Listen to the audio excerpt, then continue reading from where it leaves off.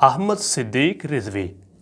مزید اچھی سے اچھی اسلامک ویڈیو دیکھنے کے لیے یوٹیوب چینل احمد صدیق رضوی کو سبسکرائب کریں اور دیے ہوئے بیل والے آئیکن کو بھی پریس کریں تاکہ ہر نئی سے نئی آنے والی ویڈیو کا نوٹیفیکیشن آپ تک ضرور پہنچ سکے۔ شکریہ۔ بسم اللہ الرحمن الرحیم۔ الصلاۃ والسلام علیکہ یا سیدی یا رسول اللہ وعلی آلہ وصحبہ یا سیدی یا حبیب اللہ۔ معزز ناظرین، خاک پائے در مرشد حضور تاج الشریعہ محمد احمد صدیق رضوی چشتی حاضر خدمت ہوں۔ انشاءاللہ عز و جل آج ہم اپنے ناظرین کو ایک ایسی شخصیت سے ملوائیں گے جنہوں نے راولپنڈی میں الحمدللہ تحریک لبیک پاکستان کے حوالے سے بھرپور خدمات سر انجام دیں، اور جب بھی کوئی لیاقت باغ فیض آباد کی طرف کوئی دھرنا، کوئی ریلی، کوئی جلسہ ہوتا تو ان کی خدمات جو ہے وہ سر فہرست ہوا کرتی تھی۔ تمام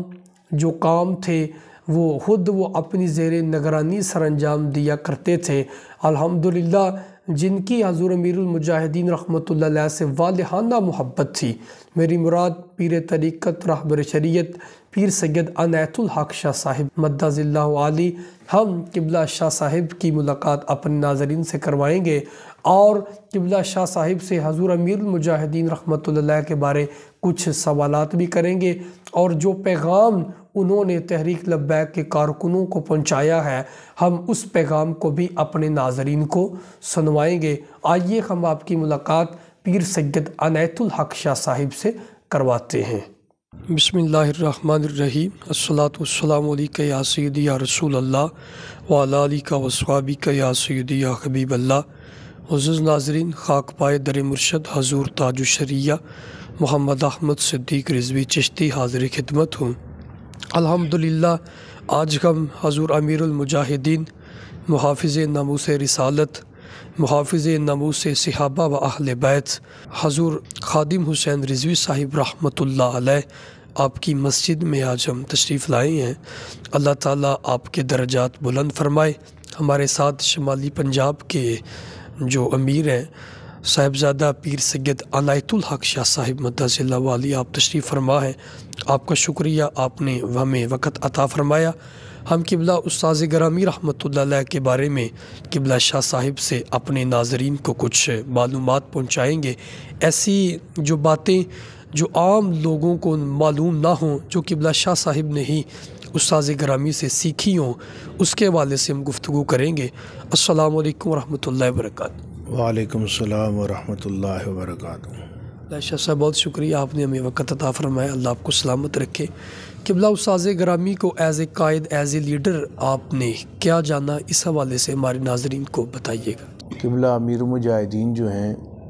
ان کی جو سب سے بڑی کوالٹی تھی وہ یہ تھی کہ وہ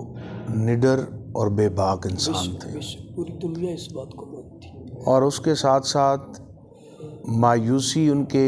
قریب سے بھی کبھی نہیں گزری۔ حقیقت جب ہم ان کے شریک سفر ہوئے، دائیں بائیں ہمیں لوگوں سے مختلف اوقات میں ملنا بھی پڑتا، اور ہم سے لوگ جو ہیں وہ کھل کے بات بھی کر لیتے تھے، تو ان کا اثر ہم لوگوں پر بھی ہوتا۔ ہم بھی حضرت کو آ کہتے نہیں جی یہ بات یوں ایسے ہو جائے، ایسے ہو جائے، فلاں کے ساتھ مل لیں، فلاں کو ساتھ ملا لیں۔ تو آپ ہمیشہ یہی فرماتے تھے کہ اگر یہ لوگ کام کر سکتے تو ہمیں کام کرنے کی کیا ضرورت تھی۔ آج اگر میری ویل چیئر میدان میں ہے تو اس کی یہی وجہ ہے کہ ان لوگوں نے کام نہیں کیا، حضور سے وفا نہیں کی۔ بس آپ حضور سے وفا کریں اور کھڑے ہو جائیں، اللہ تعالیٰ خود مدد پہنچا دے گا اور اللہ آپ کو کامیابی عطا فرمائے گا۔ تو مایوس وہ کبھی بھی نہیں، مشکل سے مشکل حالات آئے،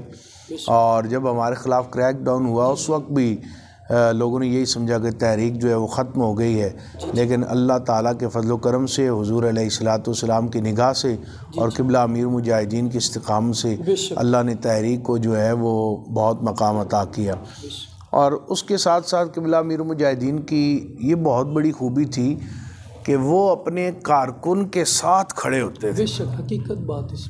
بے شک ایک عام سا ان کا کارکن ہے نا، تو اس علاقے میں بڑے بڑے علماء مشائخ تشریف فرما ہیں، تو آپ کو پتہ ہے کہ ان کا انداز بیاں ایسا تھا کہ زندگی میں تو بہت کم لوگوں نے ہی اسے مانا ہے، تو اکثر مخالفتیں ہی ہوتی تھیں انتظامیہ کی طرف سے مخالفت، تو حضرت اپنے کارکنوں کے ساتھ کھڑے ہو جاتے تھے۔ جب ہمارا پہلا دھرنا تھا فیض آباد میں، تو وہاں پر جب ہم لوگ پہنچ گئے اور سٹیج لگا، 2 3 4 دن 6 دن گزر گئے، لوگ تو یہ خیال کر رہے تھے 1 2 دن میں یہ بھاگ جائیں گے، بارش کو بھی ہم نے برداشت کر لیا۔ تو اس وقت راولپنڈی اسلام آباد سے بہت سے بڑے بڑے علماء مشائخ ان سب نے حضرت سے رابطہ کیا کہ جی ہم دھرنے میں آنا چاہتے ہیں۔ تو وہ موقع جو تھا میرے لیے بڑا حیران کن تھا اور باعث مسرت بھی تھا کہ پوری مجلس شورا بیٹھی ہوئی تھی اور قبلہ امیر المجاہدین کے پاس جب یہ رائے پیش کی جی فلاں فلاں لوگ آنا چاہتے ہیں، تو آپ نے فوراً ہی اس کے جواب میں میرا نام لیا کہ چونکہ یہ پنڈی کا ذمہ دار ہے، یہ جس کو اجازت دے گا ہم اسے سٹیج پر آنے دیں گے، ہم کسی اور کو نہیں جانتے۔ جو طریقہ کار جی وہ کارکن کی عزت کرانا بھی جانتے تھے اور خود کارکن کی عزت کرنا بھی جانتے تھے،